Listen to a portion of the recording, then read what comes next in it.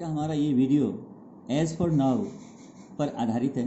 तो as for now का अर्थ होता है फ़िलहाल, फ़िलहाल यानी for the time being.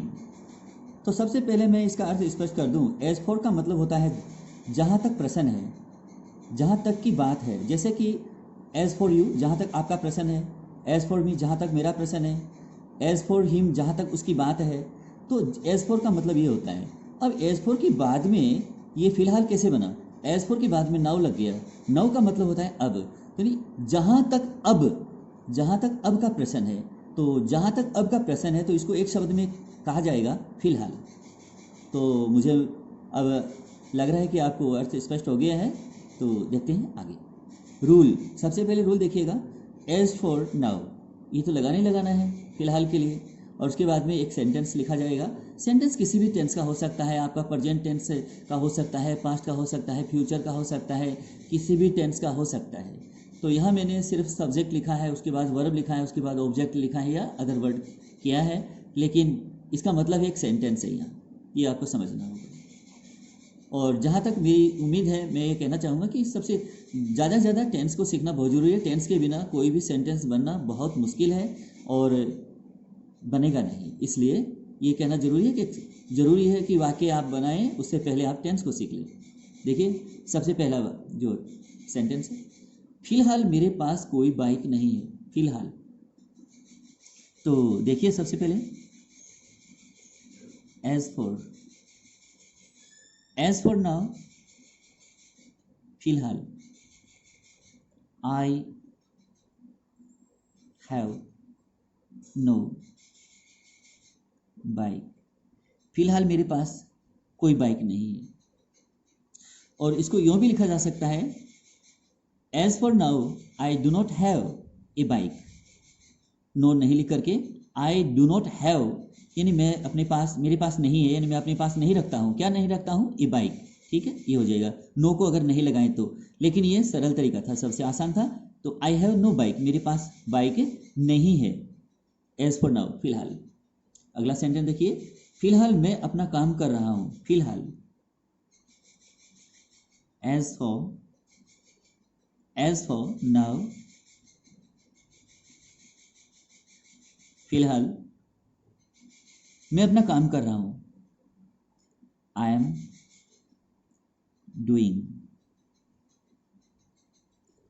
Doing my on work.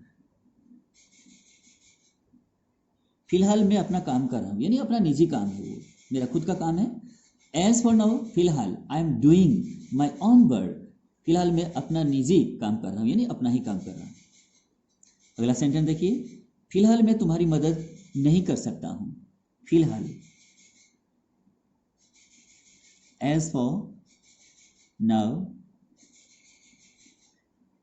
आई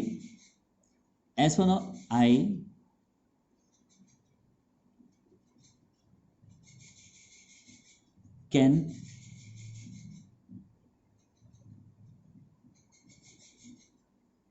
फिलहाल मैं तुम्हारी मदद नहीं कर सकता हूँ। As for now I can't help you. मैं तुम्हारी मदद नहीं कर सकता, यानी नहीं कर सकता हूँ। फिलहाल मैं तुम्हारी मदद नहीं कर सकता हूँ। As for now I can't help you. अगला सेंटेंस देखिए, फिलहाल मेरे पास समय नहीं है रुकने का। एज फॉर नाउ मेरे पास समय नहीं है। I have no time to stay.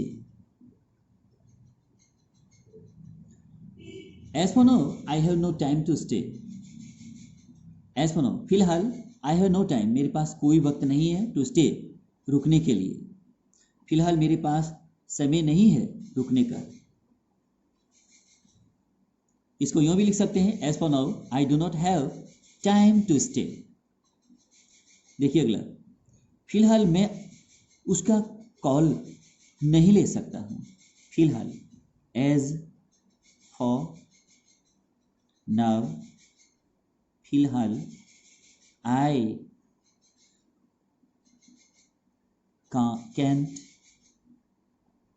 Cantt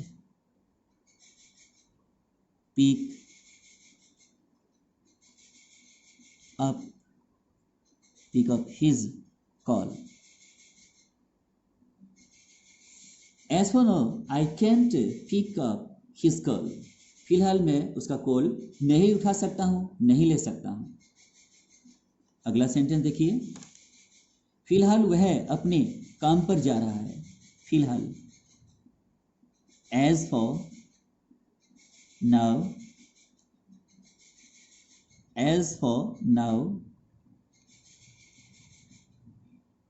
he is going on his duty. As for now, he is going on his duty. फिलहाल वह अपने काम पर जा रहा है। अगला देखिए सेंटेंस, फिलहाल तुम कुछ समय बैठ जाओ। फिलहाल तुम कुछ समय बैठ जाओ। फिलहाल तुम कुछ समय बैठ जाओ। तो as for now, फिलहाल तुम कुछ समय बैठ जाओ। You sit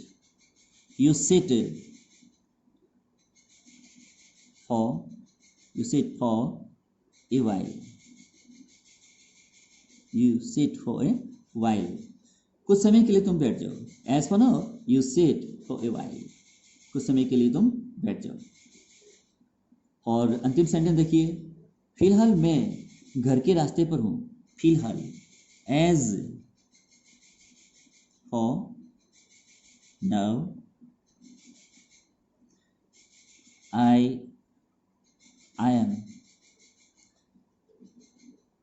am on the way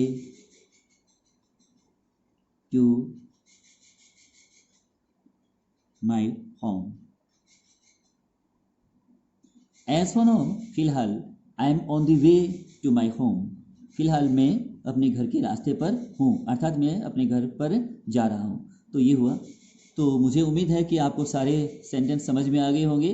तो ज़्यादा से ज़्यादा मेरे इस वीडियो को लाइक कीजिएगा, शेयर कीजिएगा। Thank you.